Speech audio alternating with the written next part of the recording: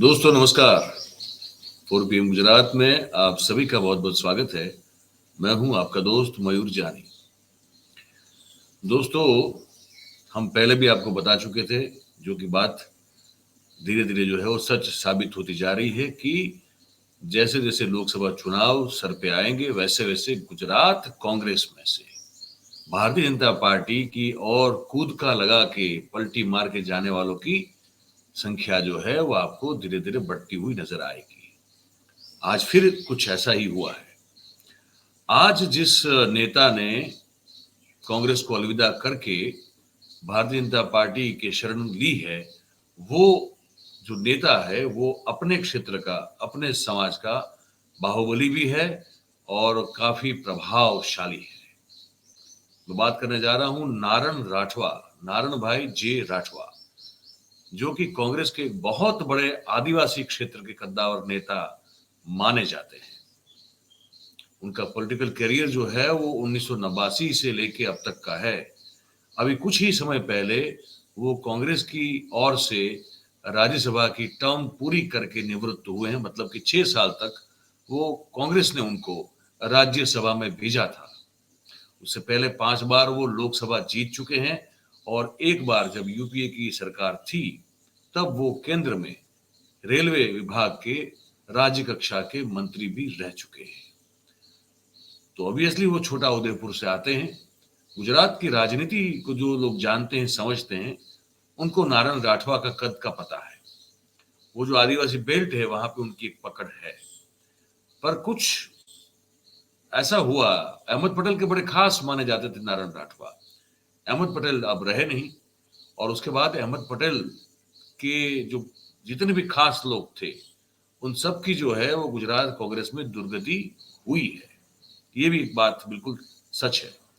और मुझे लगता है उसी के चलते 2022 में जब छोटा उदयपुर से टिकट मांगा गया था विधानसभा का, तो वो नहीं दिया गया। नारण राठवा के सुपुत्र हैं संग्राम सिंह राठवा। वो भी राजनीति में सक्रिय हैं और वो नगर जो छोटा उदयपुर नगर पालिका है उसके अध्यक्ष रह चुके हैं और उनके लिए भी टिकट चाहिए था। और 2022 में ही नारण राठवा ने ये घोषणा कर दी थी कि अब राजनीति जो है उसकी दौर उनका बेटा संभालेगा। वो लेगेसी ट्रांसफर करेंगे अपने बेटे को। मोदी साहब जिस प्रकार की राजनीति के खिलाफ हैं, वंशवाद की राजनीति, वही राठवा परिवार जो है उसको आगे बढ़ा रहा है। लेकिन फिर आज ये हुआ कि अभी हाल ही में वो राज्यसभा के सदस्य के तौर पर निवृत्त हुए कांग्रेस से और यहाँ पे आके उन्होंने तुरंत जो है आज भारतीय जनता पार्टी में गांधीनगर स्थित कमलम की जो कचहरी है भारतीय जनता पार्टी की, वहां पे CR पाटिल के हाथों बीजेपी की टोपी और खेस पहन के उन्होंने और उनके बेटे ने भारतीय जनता पार्टी में प्रवेश कर लिया। मैं आपको दृश्य दिखा दूं, आप दृश्य देखिए। ये वो दृश्य है जिसमें आपको दिखेगा कि वो आ रहे हैं। नारण राठवा ने केसरिया जो खेस है, भगवा खेस जो है वो धारण कर लिया CR पाटिल के हाथों।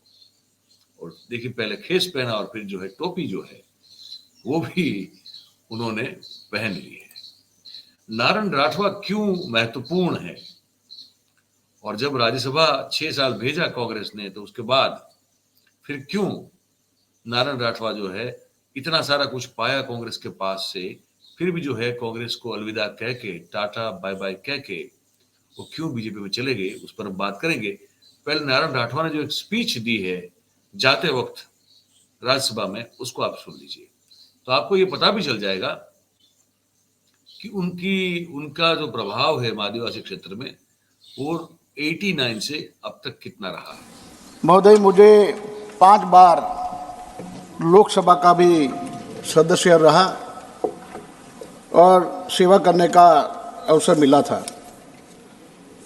सन 1991 से 2009 तक 9वीं, 10वीं, 11वीं, 12वीं और 14वीं लोकसभा का सदस्य रहा हूं और 2004 से 2009 तक यूपीए फर्स्ट गवर्नमेंट में आदरणीय डॉक्टर मनमोहन सिंह के नेतृत्व में रेलवे राज्य मंत्री का भी कार्यभार संभाला था। महोदय, हर 2 साल के बाद राज्यसभा के एक ऐसा समय आता है जब राज्यसभा में सेवानिवृत्त होते समय अत्यंत दुख होता है, परंतु खुशी इस बात की है कि पिछले 6 वर्षों में मैंने इस सदन से बहुत अनुभव और प्यार प्राप्त किया है। तो ये है, इतने कद्दावर नेता हैं आदिवासी समाज के। मैं भी उनको करीब से जानता हूं, और जब भी मैं ग्राउंड रिपोर्टिंग के लिए निकलता हूं तो मैं जब आदिवासी बेल्ट में जाता हूं तो नारायण राठवा को जाके जरूर मिलता हूं, और कई बार मिला हूं उनके क्षेत्र में जाके। तो कांग्रेस के बहुत बड़े बड़े नाम हुआ करते थे। मोहन सिंह राठवा, ये आदिवासी क्षेत्र जो है ना, ये दाहोद, छोटा उदयपुर से लेके यहाँ उमरगांव तक का, अंबाजी से लेकर उमरगांव तक का जिसको कहते हैं, उस क्षेत्र में ये लोग जो हैं, इनकी बहुत बड़ी पकड़ और पहुंच। पर कांग्रेस की सबसे बड़ी प्रॉब्लम ये रही है कि एक सबसे बड़ी प्रॉब्लम मेरे हिसाब से, जो मैं लगातार कहता हूं, कि स्वर्गस्थ अहमद पटेल साहब ने जिस तरह से गुजरात कांग्रेस का विशेष रूप से संचालन किया, उसमें जो जुद्धवाद है, गुटबाजी जो है, उसको अपने हिसाब से इसे बढ़ाया, उतना उसको हवा दिया कि पूछे मत। आदिवासियों के जो इतने बड़े नेता हैं, सुखराम राठवा हो, अर्जुन सिंह, ये मोहन सिंह राठवा हो, नारायण राठवा हो, ये सब जो है कांग्रेस के बड़े बड़े नेता हुआ करते, लेकिन ये कभी एक साथ रह नहीं पाए। उन्होंने अपना अपना चौका बना लिया, और इसी के चलते जब अहमद पटेल नहीं रहे तो नारायण राठवा और उनके सुपुत्र को ये लगने लगा कि अब उनका जो, उनके ऊपर जो छत्र छाया है वो शायद कांग्रेस में नहीं रही, और अब उनकी बात को शायद सुना नहीं जाएगा। अब राजनीतिक महत्वाकांक्षा तो जब तक कोई भी राजनेता या पॉलिटिशियन जब तक आखिरी सांस नहीं लेता तब तक उसकी जाति नहीं है। तो नारायण राठवा की एम्बिशन ये है कि अब उनके बेटे को आगे बढ़ाया जाए राजनीति में। ये उनके बेटे से बातचीत हुई है, गुजराती में है, इनका नाम संग्राम सिंह राठवा है। इसको आप सुने तो उसका क्रक्स जो है, सार मैं बता दूंगा। वो जब यहाँ भारतीय जनता पार्टी ज्वाइन कर रहे थे बाप और बेटे, तो वहां बहुत सारे पत्रकार थे, तो उन्होंने सबने मिलके ये संग्राम सिंह राठवा से बातें की हैं। इसको सुने। બહુ જોવાની ઈચ્છા હતી, અને ક્યાંક ને ક્યાંક અમને એવું લાગ્યું કે આ વિકાસની સાથે અમની સાથે જવાથી અમારા વિસ્તારમાં વિકાસ થશે, એ ધ્યાનમાં લઈને અમે આજે બીજેપી જોઈન કરી રહ્યા છીએ। લોકસભા ચૂંટણી લડશો? હજુ તો કંઈ નક્કી નહીં, પાર્ટી હાઈકમાન્ડ જે નક્કી કરશે। મારી પૂરી તાકાત, મારી પૂરી મહેનત, મારું પૂરું નોલેજ ને મારો સંગઠનનો અનુભવ એ પાર્ટી માટે જાન નિશ્ચય કરી દીધો। કોંગ્રેસ છોડવાનું મુખ્ય કારણ શું રહ્યું? છોડવાનું મુખ્ય કારણ શું રહ્યું? કોંગ્રેસ છોડવાનું મુખ્ય કારણ તો મારી રીતે રિઝાઇન કર્યું છે, અને આમની વિકાસની ધારામાં જોડાવા માટે મેં કારણ શા માટે? કોંગ્રેસ શા માટે છોડી? ના, એવું તો કંઈ છે નથી, અને ઘણી વખત અમારી રજૂઆતો પણ હતી સંગઠનમાં ફેરફારમાં, એ થઈ નહીં, એટલે પછી મેં કીધું ગળે કેટલી વખત કહેવાનું, એટલે અમે નિર્ણય લીધો આ બાજુ કેડર બેસમાં। અનેકવાર નેતાઓ છોડી ગયા। એક બાબત જોઈએ આપણે, નારાયણભાઈ છે પાટમ લોકસભાના સાંસદ બનાવ્યા છે, સેન્ટ્રલમાં તેને મિનિસ્ટર પણ બનાવ્યા છે, 5 વર્ષથી સેન્ટ્રલમાં એમઓએસ પણ રહ્યા છે, અને રાજ્યસભાના સાંસદ પણ એમને બનાવ્યા કોંગ્રેસે। પાર્ટી આટલું લીધા પછી નારાજગી કયા કયા મુદ્દે? કોઈ નારાજગી નથી। આ એક ડેવલપમેન્ટ અને વિકાસની ધારામાં અમારો હાથ જોડીને સેવા કરવાના સહીથી અમે આમાં જોડાયા। જે નેતાઓ કોંગ્રેસ છોડી રહ્યા છે તેમનું એવું જ કહેવું છે કે કોંગ્રેસમાં રાષ્ટ્રીય નેતૃત્વ સ્થાનિક લેવલ પર ધ્યાન નહીં આપી રહ્યું, એવી કોઈ નારાજગી હતી? હું એટલું જ કહીશ, સંગઠનનો માણસ છું, કાર્યકર મજબૂત, સેનાપતિ મજબૂત, રાજા મજબૂત, અને રાજાને પ્રજા યાદ રાખે છે, એટલે કાર્યકરનું ક્યાં ને ક્યાં માન જળવાવું જોઈએ, એવું મારી એક લાગણી છે। તો આપનું માન ન જળવાયું એવું આપણું કેવું? ના, એવું નહીં, મારા માટે તો કાર્યકરના સંગઠન સૌથી મોટી અપાર શક્તિ છે। સંગ્રામભાઈ, 2022માં ઇલેક્શનમાં પણ નારાજગી હતી, ટિકિટ નથી આપવામાં આવી તમે, અને ત્યારે પણ માથાકૂટ થઈ હતી, એનું પરિણામ તો નથી ને અત્યારે? ડિસિઝન મેકિંગ અને નિર્ણય શક્તિ મજબૂત સંગઠનની એક બહુ મોટી ડેફિનેશન છે। હવે આપ સમજી શકો છો કે ડિસિઝન લેવું જરૂરી છે। રાહુલ ગાંધી ડિસિઝન મેકર નથી એમ કહેવું? એવું તો હું કઈથી કહી શકું, મેં કોઈ ટિપ્પણી નહીં કરી શકું। Thank you. तो संग्राम सिंह राठवा, ये क्रक्स बता दूं मैं आपको, ये कह रहे थे कि विकास की जो धारा है, जो बह रही है, उस धारा में जुड़ने के लिए हमने ये डिसीजन लिया है। कहीं ना कहीं एक चीज जो है खुल के सामने आती, वो ये है कि उनको ये समझ में आ गया है कि अहमद पटेल के न रहते हुए अब इनकी रखवाली करने वाला या इनके पॉलिटिकल इंटरेस्ट को सेव करने वाला अब शायद कांग्रेस में कोई नहीं बचा है, पहली बात। दूसरी बात, मैं आपको ये बता दूं कि हाँ, वो है बड़े नेता अभी भी आदिवासी क्षेत्र में, ये बात सही है, लेकिन वो 2 टर्म 2009 की और 2014 की जो चुनाव था लोकसभा का, वो दोनों वो भारतीय जनता पार्टी के राम सिंह राठवा से हारे थे। 2009 में भी हारे थे और 2014 में भी हारे थे। इसका मतलब ये है कि उन्होंने एक बड़े नेता होते हुए भी एक अपना जो बेस था लोकसभा जीतने के लिए वो 2009 से गंवा दिया था, जो रिपीटेडली 2014 में भी उनके पास नहीं था, और इसीलिए वो राम सिंह राठवा से, भारतीय जनता पार्टी के उम्मीदवार से अपनी सीट 2 बार हार चुके थे। उसके बाद 2018 में, क्योंकि उस समय अहमद पटेल थे, इसीलिए नारायण राठवा को राज्यसभा की जो है वो नॉमिनेट हुए और वो राज्यसभा में गए।